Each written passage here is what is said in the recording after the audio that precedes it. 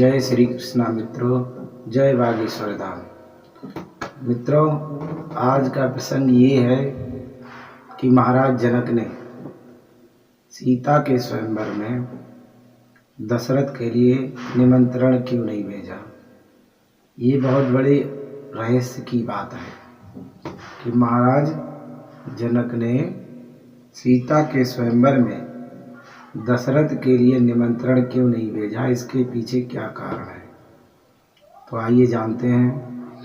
लेकिन मित्रों, इस रहस्य को जानने से पहले आपसे मेरा हाथ जोड़ करके निवेदन है, आप हमारे YouTube चैनल को सब्सक्राइब करें और वीडियो यदि अच्छी लगे तो वीडियो को लाइक और कमेंट और शेयर करना ना भूलें।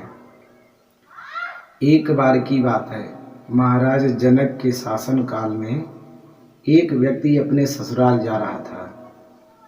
तो रास्ते में उसने देखा कि एक गाय एक दंदल में फंसी हुई है।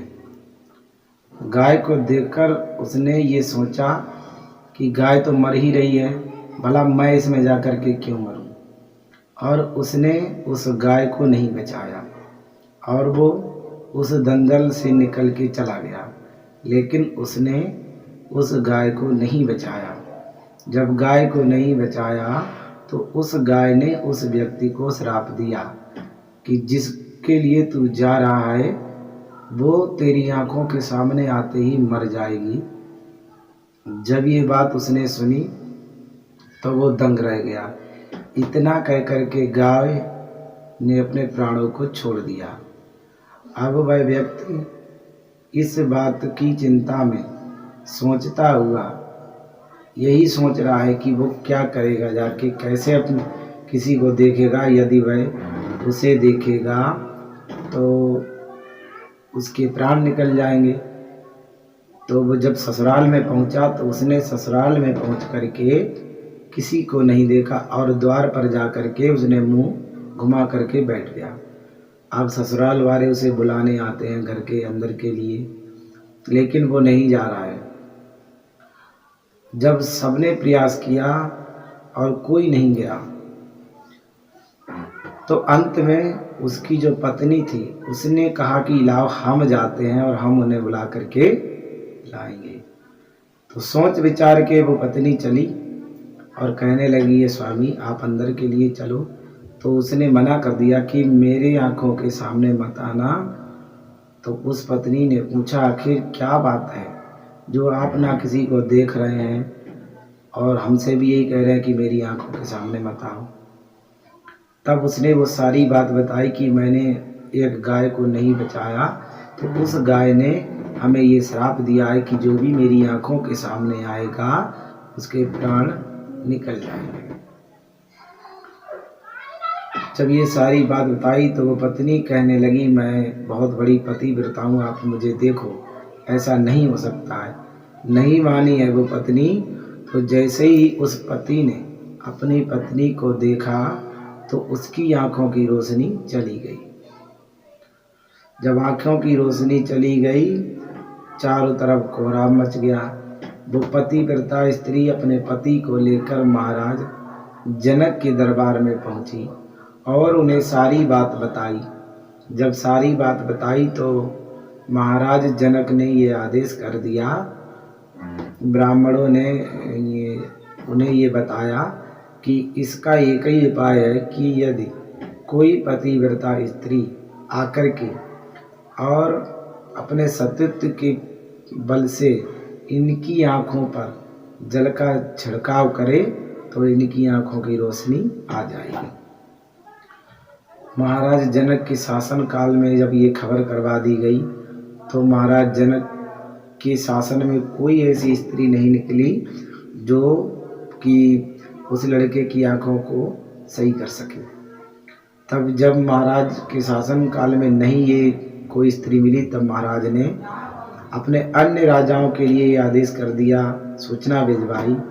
तो ये सूचना महाराज दशरथ को मिली कि यदि कोई पतिव्रता स्त्री है तो उसे आदर सहित भेजा जाए पूरे सम्मान के साथ।